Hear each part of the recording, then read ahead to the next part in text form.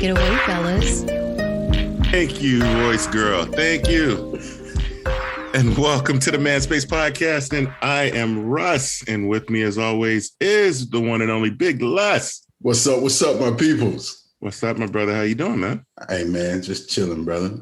You know, chilling like a villain out here, man. Trying to stay hydrated. Speaking of staying hydrated, and you set me up perfectly for this one. You are a person of melanin. Yes. I am a person of melanin as well, but I'm not as melanated as you are. That's right. That's right. The sun didn't miss no days baking me. Yeah. But have you ever had to deal with sunburn? No. I never thought it would happen to a person of color.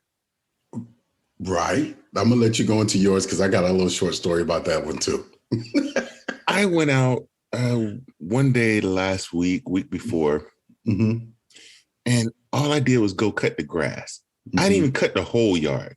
I cut the front and a little sliver in the back. Right. It was just the parts where I fertilized, where the grass was high.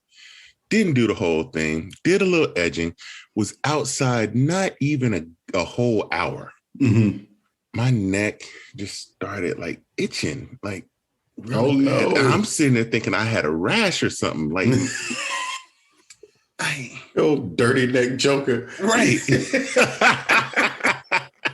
Living in the South is rough, you know, in the summer. It can be, sir. Yes. When that sun is beaming.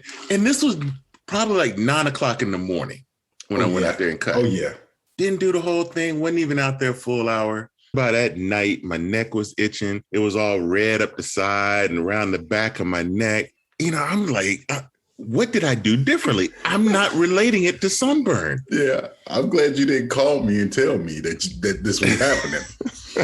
We would have had a whole nother conversation. I switched up my shower gel and everything. So I'm thinking it's my shower gel. So I done went to the store and bought some new shower gel.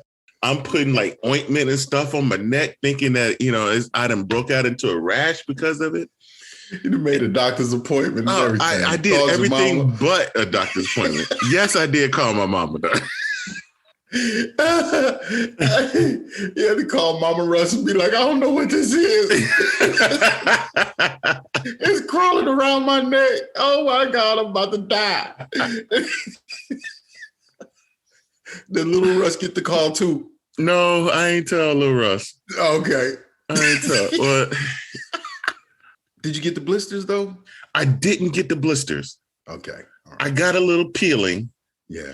And, you know, it would itch. Like I would wake up in the middle of the night, neck just itching. Yeah.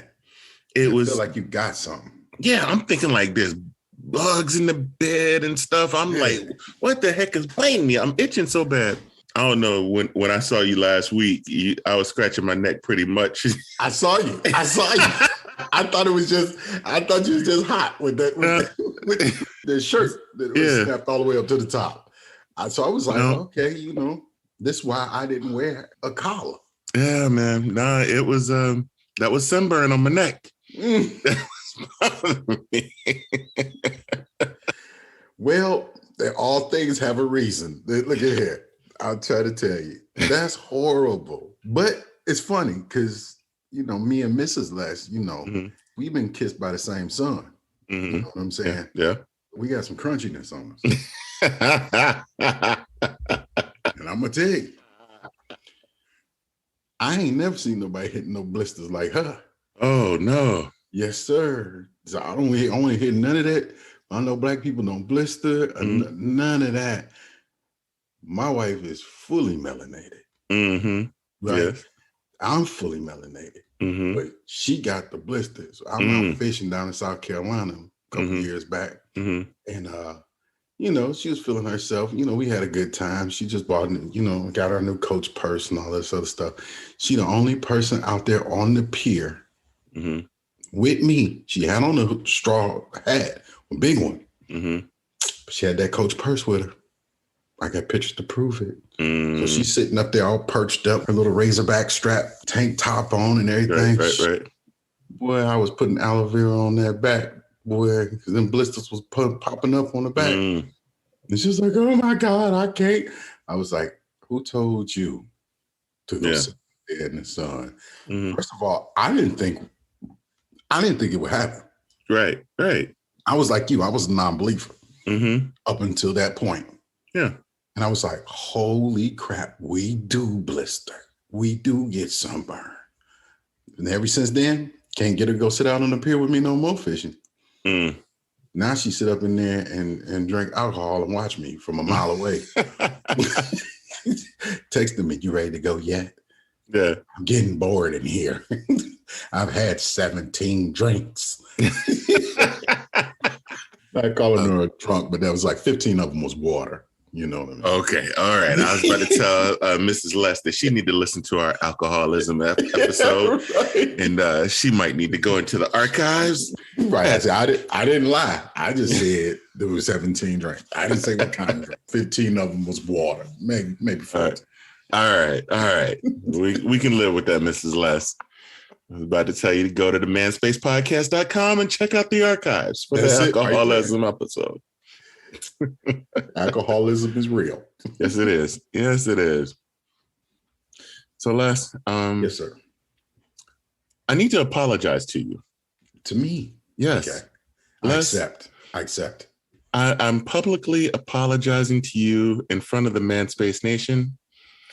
And little Russ, I am publicly apologizing to you in front of the Manspace Nation.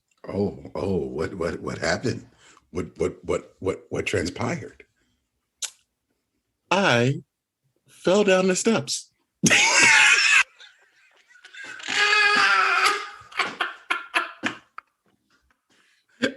Wait a minute. What grown man would fall down the steps? Oh, so you took a tumble, I see. I didn't go far. I caught myself. Okay. I didn't go all the way down. But I happen to do this at work. Ooh. Yes. Ooh, not even in the comfort of your own home. Not even in the comfort of my own home. Oh, I did it at work and the front steps of the building, right in front of security. So they got it on camera. It's on camera. It's on camera. All the security guards looking at me like, you all right? It's going to be on TikTok. I come walking into the building today, the security guard just giggling. I'm like, That's like, why you laughing? I hear Sasquatch. He about to fall down the steps again. Look at Sasquatch. I hear off in the corner when I come through the door. They're like, why you laughing at him and he just coming in the door? Yeah. And he know. Yeah. So I apologize to Les and little Russ for laughing at you guys while we were having our talks about you guys falling down and up the stairs. You had tears in your eyes. Yes, I did. You had tears coming down your cheeks. Yes, I did. Laughing at me and little Russ. Yes, and karma got us. It didn't get us, it got you. See, we did our thing already. Boy, I'm like, had my neck hurting, my head was hurting, my back was hurting. All you could think about was, I got to go over. I got to publicly. I'm like scanning YouTube, Twitter. Apologize this stuff. I'm scanning everything possible to make sure I didn't show up on some sort of social media. Look at this fool falling down the steps. Man, I bet not ever see it. I didn't make it all the way down. I caught myself after a couple. Yeah. But you slid. Oh, yeah. Welcome to the gang. We all appreciate that. Yes. Yes. Now I'm just going to go. You know what that means? Yeah, we were walking down the steps and yep, that was it. Oh, that's hilarious. But yes. I accept your apology, my brother. Thank you. You know, karma is you know what they call her. Yes, karma is, and yep. I don't like karma. No. Karma Karma is not friendly. She's not friendly at all. She's funny sometimes, though. She funny. Brr, brr. There you go. Oh, man. It's all good, though. It is all good, brother.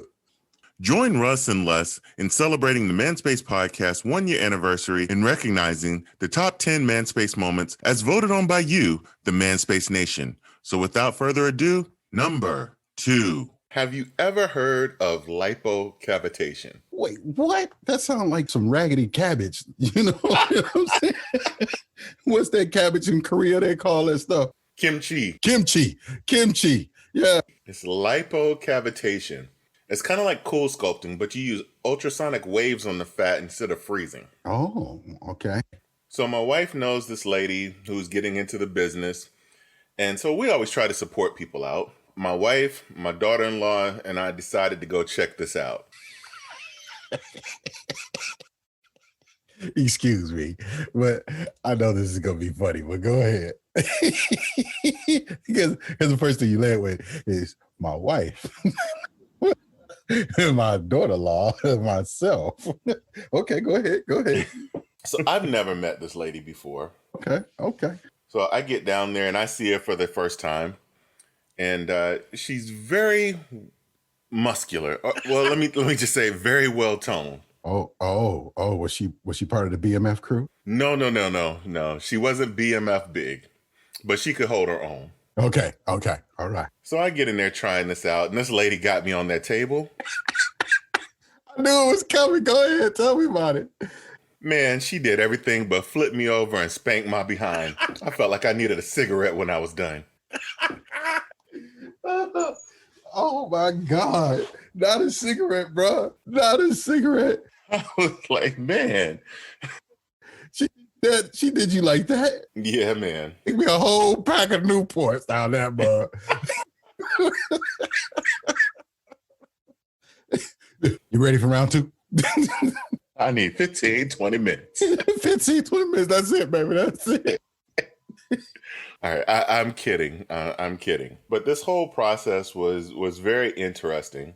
Now, I'm going off what I was told. I've never looked this up, so I don't have any research into this. This is just what I was told. Okay. Like, this is like the new wave of non-invasive weight loss, since cool sculpting supposedly does not work on people with melanin in their skin.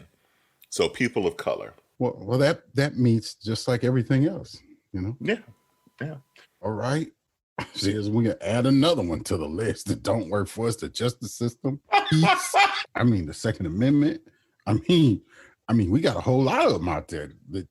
Okay, so now we add this, adding cool sculpting. Well, that was a new one on me, but okay. All right, we're gonna keep it rocking. One of the things that got me was that, as they're using the machine on you, it does like a noise. Yeah. You hear this like tone in your ear. And the lady was like, yeah, that's when it finds the fat. That thing didn't shut off at all on me. It's just humming away. You just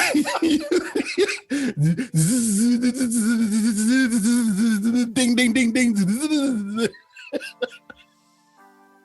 Oh, these some big pockets right here,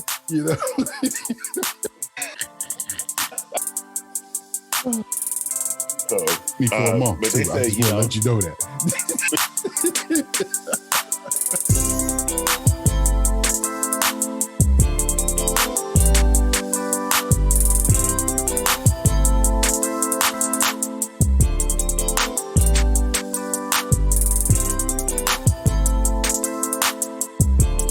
A security system in your home?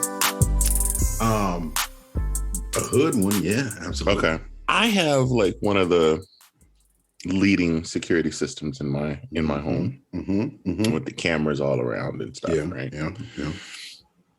So one of my friends had this system, and they had it installed, and I'm like, man, there's no way in the world I would get this because you got the security cameras inside, outside. They see everything that's going on, blah blah blah blah blah. You never know, right? Yeah.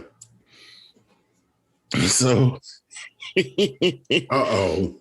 so one of my friends, they had a security set up in their house, and his wife goes and opens the door and didn't turn the security system off. So the alarm starts going off. Right. So he was in the shower. He jumps out the shower, runs downstairs to go turn the alarm off. Uh-huh. Next thing you know, they get a video. All you see is a naked behind. See, I think cameras inside the house are evasive. Yes. I'm not a fan of cameras inside of my home. Mm-hmm. Even with children. Mm-hmm. Not a fan of cameras inside of the house. I'll catch you on the outside. You know what I mean? Mm-hmm. But inside, and here's my thing. If you inside already and I'm inside, there's only one or two things that's going to happen. You're going to get me or I'm going to get you. Right. Those are two things that are going to happen. I'll be honest with you, with the way that the laws are now and things like that, I wouldn't want it on video evidence. I'd rather take my chances and be my word against whomever's at that point. I also found out that these security systems snap a picture every time you go to the panel and turn your alarm system on or off. Mm-hmm. It snaps a picture of who does it. From the panel? From the panel. I'm very security conscious already. I believe in layers of security. So my thing is, I mean, cameras are great. Mm-hmm. If you want to record the action. Right. My thing is I want to prevent the action. Yes. Right. Mm-hmm. So that's my thing. And it gets a little wild at times, but that's how I feel like it should be. I'm going to prevent the action versus record the action. That's what works for me. It's just gotten to a point of the limits of what you have to do to protect yourself. And it's almost making you a prisoner inside of your own home with all of the things that you have to go through. I remember going through our security camera. This was a few years ago. And I see a dude break into my wife's car. Out there in the driveway. Yeah. You know, we had him on camera, and fortunately his fingerprints were there on the car, and they were able to pull his fingerprints off the car. What a heck? What a dummy. Yeah. If you know you in the system, they gonna find your fingerprints. Yeah, they end up getting them because they found his fingerprints, and he had hit several cars in that neighborhood. So we had a similar situation like that as well. They were children, they were kids, and they were hard to catch, right? Because they would ride around, they would bust into a few cars, and then they weren't busting into the cars. They were preying on people who did not lock their vehicles up. Yes. Mm-hmm. So they would open up your car door, go into it, go through your mailbox, your glove box and all that good stuff. Well, I seen the guys walk across the front of our yard, go check my car, but we had them cornered one night and we didn't know it. Because I went outside one morning, I didn't know they were there. The next door neighbor happened to be standing outside too. Well, they had just checked our cars. They were in between our houses in the back. Oh, man. Didn't know it until I checked my back cameras the next day. He had hopped the fence and was under my deck. Oh, my gosh. Yep. I was wondering why, I saw some mud on my deck. Mm-hmm. And I was thinking to myself, if I didn't have layers of security for my home, this dude possibly could have just walked right on in. Yeah. Layers of security for me is what I need. That's what makes me feel safe. You can have all the firearms in the world. Yeah. But if you can't get to them, you don't put space in between you and that person that's coming to do harm to you or your family. There's nothing you can do. Criminals are very, very bold. Like I had a friend of mine, he had gone to work and he lived in a pretty nice neighborhood. Mm-hmm. These criminals came and kicked his front door in. Yeah, man. In the middle of the day. He was at work. Yeah, man. This dude got to work at 8:00. Mm-hmm. To me, that's somebody who's been in your house before. I don't know, bro. I think because they got to know your schedule. Well, not necessarily in your house, but watched you. Or been your neighbor. Absolutely. Right. They know exactly what you do to kick your door in the middle of the day. Yeah. And like that is my ultimate fear. Yeah. Somebody kicking the door, and not necessarily on me. I can handle myself, and I can handle what's coming at me, right? Yeah. But who's to say the old lady can't, and she's not like me. I lock both locks when I come into the house. Right. When I close the door behind me, the door is locked. Oh. In our previous home, well, I just ain't got one now, but I had a security screen door. I locked it too when I walked in the house. Yeah, right. Somebody's like, "Oh my God, what you doing all of that for?" So I had a cousin that lived in Chicago. Oh God, yeah. And this was probably in the 80s at the time. She was coming home from work and she had her kids in the car. Yeah. Drove in and was letting her garage door down when a criminal slid up under her garage door. Yeah. Yeah. I mean, you have to be aware of everything. Everything, bro. I tell the old lady that stuff all the time, man. I was like, if you get out your car and you walk through the garage and you hit the button, I never just hit it and walk away. I hit it and I let it hit the ground before I'll go into the next door. Yeah. Because you're going to be trapped in this garage with me and I'm like an angry bear in a cage. Right. So you better match my bear-isms. You better match my bear-isms. Okay, Yogi. Okay, boo-boo. Join Russ and Les in celebrating the Manspace Podcast 1-year anniversary and recognizing the top 10 Manspace moments as voted on by you, the Manspace Nation. So without further ado, number 1. Have you ever had a fluffernutter? No, man. Dude, it's the chunky peanut butter on some bread. Yeah. And then you put the marshmallow fluff on top of it and put another piece of bread. It's a fluffernutter. I can't even repeat that. I can't repeat it. Oh, I'm about to die.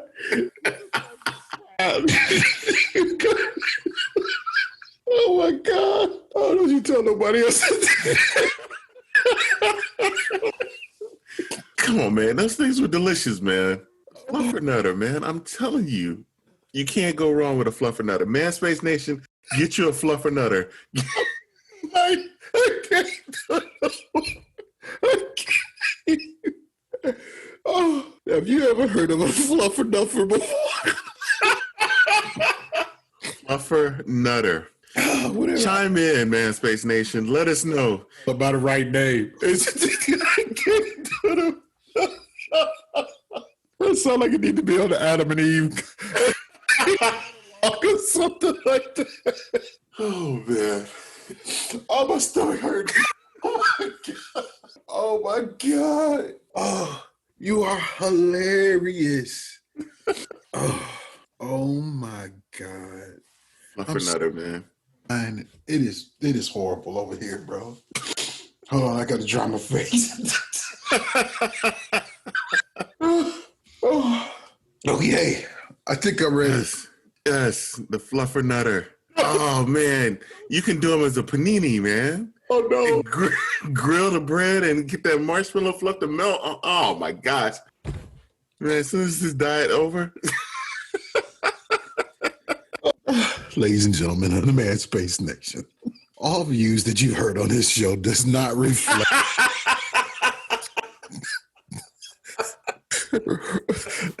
Russ and Les, okay?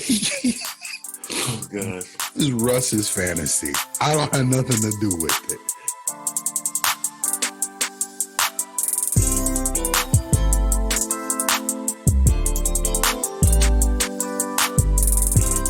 As we do each week, we like to close the show with a little bit of inspiration. Now, the last few weeks have been a little trying for Les and I. We had a loyal member of the Man Space Nation and a personal friend of both of ours, pass away. A great friend of both of ours, yes. Unexpectedly. Yeah. And, it's one of the things that you have to give people their flowers while they're here. Absolutely. Because tomorrow is not promised for any one of us, man. This could very well be the last show that we do together. We just don't know. It could be. I had talked to this person, and 2 days later, I get a phone call that he was gone. Right. And as heartbreaking as it is, you never know what people are going through. Yeah. You never know, what people are holding inside of them. And you don't know if you're pushing the button that's going to send a person over the edge, man. Yeah. I always say, man, you never know who you're walking beside. Mm-hmm. And a kind word, a kind gesture goes a long way. You could pull somebody back off the side of a cliff with a, hey, how you doing today? Yep. Yep. And just being genuine with people. Mm-hmm. But as hurt as we both are in this situation, we know that, this was a great man. Mm-hmm. He had an infectious smile. Yes. He had a great sense of humor. He would help anyone. If he could help you, he would do it. A very God-fearing man, and a man who just loved his family. He would do anything for his wife and kids and his friends, So it's hard for us to kind of talk about, but Yeah. I mean, I have countless stories of me and this over a 15-year period, man, I didn't like him.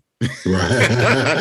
I honestly did not like him when I first met him, and I didn't meet him in person. I just knew him over the phone. Right. We worked at the same company, and I knew that if he called me, it was because there was somebody who worked for me that wasn't doing their job, because he would escalate to me because he couldn't get to them. Right. And so I didn't like him because I knew anytime I saw his number, like, dang, something's going wrong. Something's happening. Yeah. And when I met him in person, he became not only my friend, but he became like a brother to me. Right. And, every phone call that we've had over the last few years, we always told each other we loved each other. Mm-hmm. And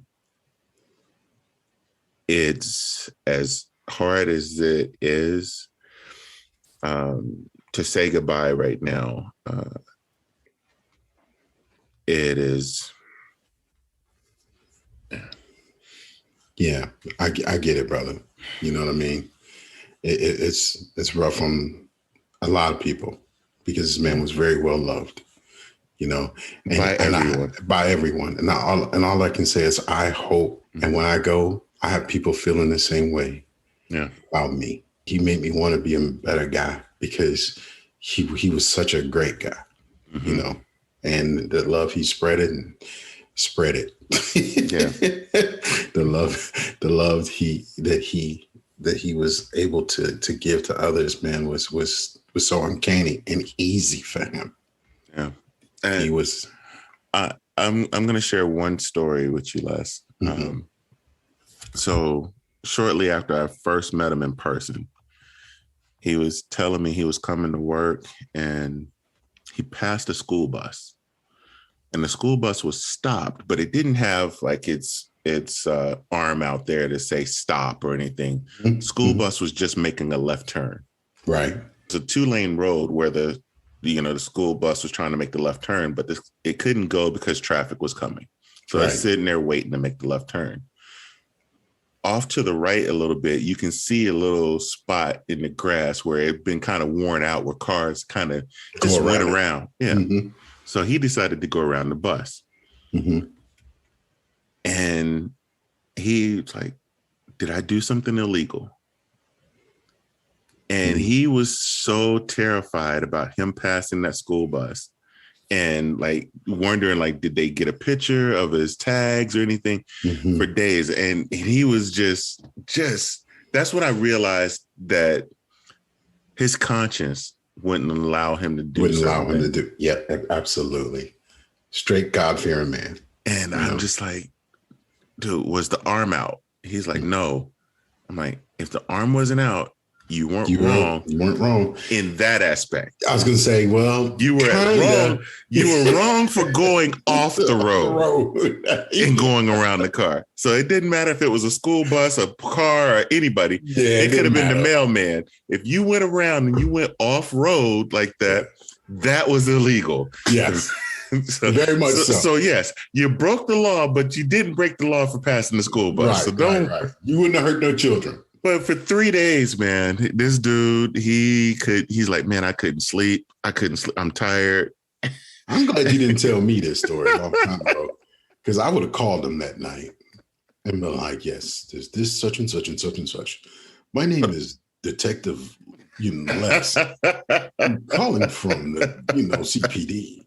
We would like to have you come down and answer some questions if you could. He would have probably fainted. Oh yeah, definitely. Yeah, but I just wanted to say publicly that we love you and we're gonna miss you. And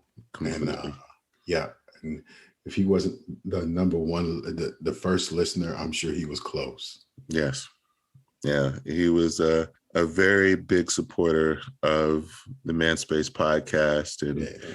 Sharing it with friends and family and even just, down to our inspirational quotes. Man. Yeah. Just us, period. There were times that he would just call me and he's like, man, that was just funny.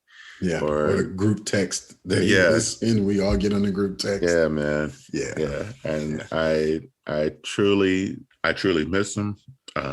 He will be my brother to the end of time. And yeah, till we see him again, man. Till we see you again, brother. Till we see you again, brother.